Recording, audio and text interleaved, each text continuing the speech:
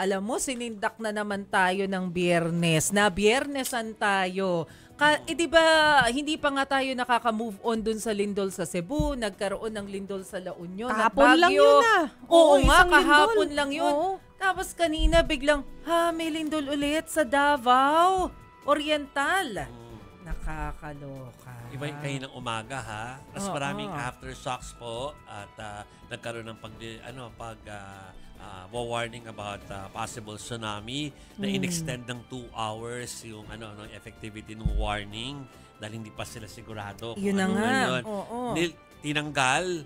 Pero at the same time, kundi bigla po nagkaroon ng latest, tama ba, na 6.9 na magnitude daw po na lindol ulit. So malamang mas aftershock mahina, to. baka aftershock. Tapos ay nag-tsunami warning ulit. Grabe. So as of now, in place pa po yung warning, ha? So yung mga nasa coastal areas, ingat. Oo, dapat listo. Ito dito dapat gagana yung coordination sa local government tsaka yung mga warning po ng ating Office of the Civil Defense, ng PDRRMO at ng local government. Pagka nag-warning, sinabing alis kayo, alis na. Para mas mahalaga po kasi yung buhay. No? That's true. That's true. Okay. So, hingi tayo muna ng update. No? Nandoon sa...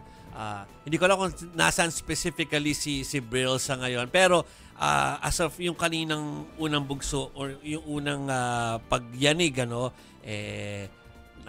naramdaman niya kahit nasan siya eh. Oo. Diba? Hilong-hilo daw eh. Correct. Brill Montalvo. Brill, kamusta kayo dyan? Hi, Brill. Chiki, Jovi, Maricel, alam nyo, nandito tayo ngayon sa labas ng Davao Oriental Provincial Medical Center dito nga sa Mati City, Davao Oriental, kung saan hanggang sa ngayon ay ramdam pa rin ang aftershocks sa nangyaring magnitude 7.4 na lindol kaninang umaga, na ang epicenter ay doon nga sa Manay, Davao Oriental. At ngayong gabi lang din, pasado alas 7, nang yaningin na naman ng magnitude 6.9 na lindol. Ito nga Manay, Davao Oriental, at ramdam pa rin hanggang dito sa ating kinatatayuan sa Mati City. At kung makikita nyo sa aking likuran, Chiki, ay may mga pasyente na inilabas dito nga sa Davao Oriental Provincial Hospital kasi nga pinapunta sila dito sa open field ng ospital para na rin sa kanilang safety. Nagtulong-tulong na rin ang mga kapulisan, kasundaluhan at maging itong mga volunteers, rescue volunteers sa pagpapalabas sa higit 100 mga pasyente dito nga sa labas ng ospital. At nakita natin kanina, eksklusibo, Chiki, Jovi, Maricel, ito nga sa kasagsagan ng pagpapalabas ng mga pasyente dito at pahirapan sila kasi nga siksika na dito sa labas ng itong provincial hospital ng Davao Oriental. At kanina din, nakita din natin may isang isinakay dito sa sasakyan ng kasundaluhan papunta dito sa ospital. Kasi nga, galing siya sa kanilang bahay. Ayon nga sa mga kasundaluhan, galing itong pasyente na babae sa kanilang bahay.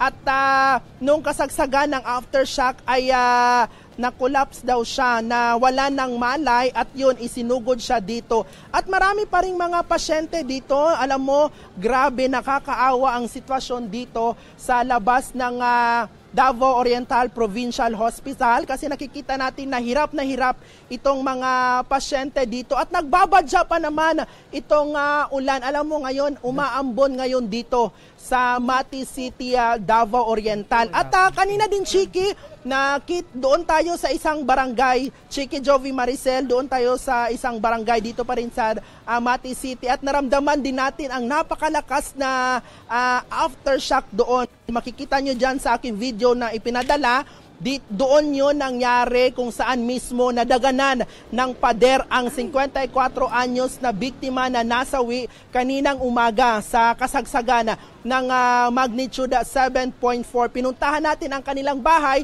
Itong kanyang bahay ay harap nito is pader ng isang electric company. Kanina ayon sa mga kapitbahay niya doon nung sa kasagsagan ng lindol ay kukuha lang sana siya ng kanyang tuwalya doon nga sa sampayan. At nang kunin na niya ang kanyang tuwalya, doon na bumagsak ang pader nitong electric company sa harap mismo ng kanyang bahay. At isinugod pa siya sa ospital, Chiki Jovi Maricel, pero nasawi din itong 54 anyos na babae. Sa ngayon, ayon sa Mati City Disaster Risk Reduction and Management Office, 2 na ang kanilang naitalang namatay dito nga sa Mati City, Davao Oriental. Yung isa, yung sinabi ko na babae, at yung isa naman, itong 70 years old na namatay dito mismo sa loob ng ospital kaninang umaga doon sa kasagsagan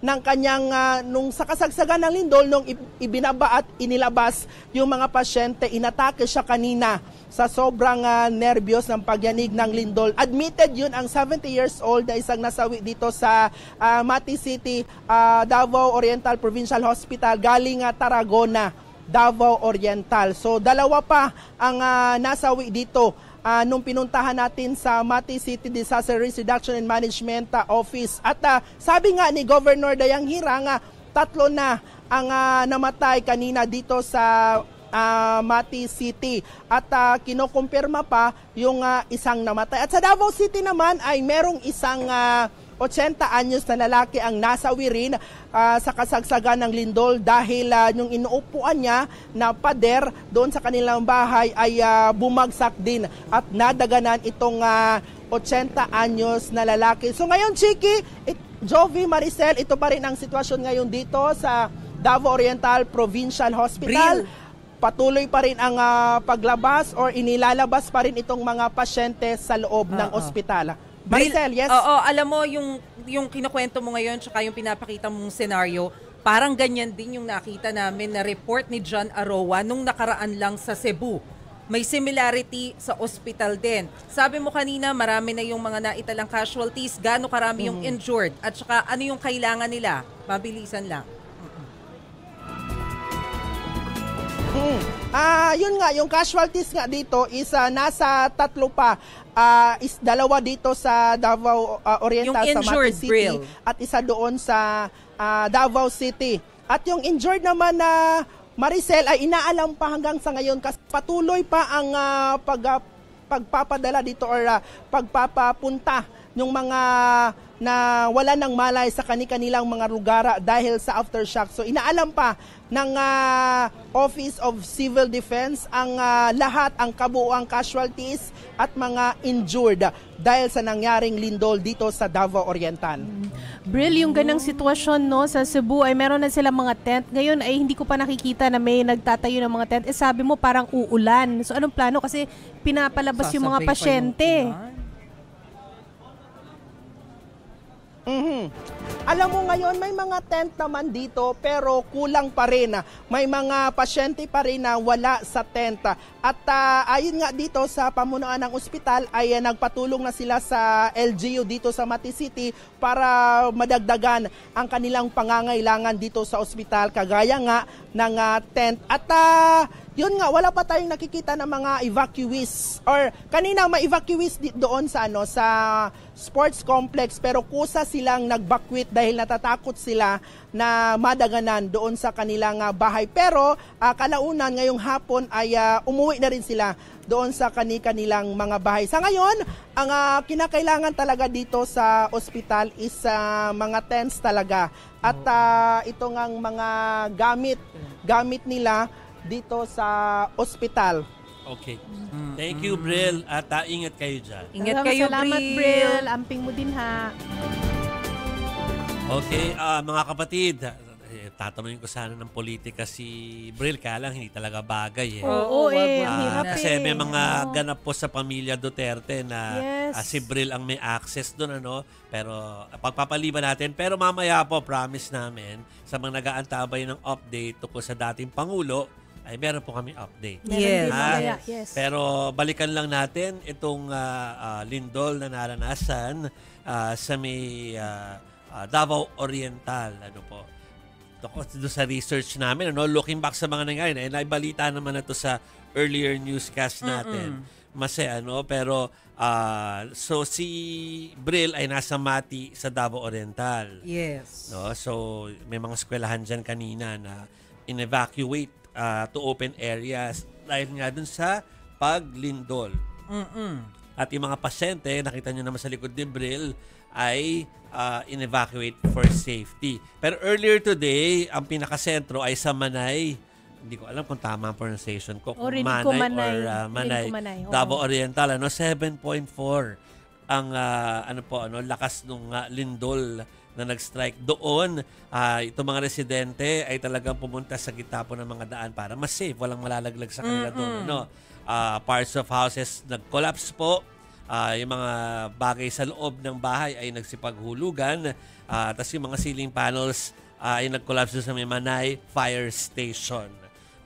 Sa iba pang areas yata ay affected. Eto, meron pang sa Lupon, Davao Oriental, yung mga natigil pala yung mga motorista no? Tapos yung iba talagang pinaalis na ng kalsada dahil nga delikado.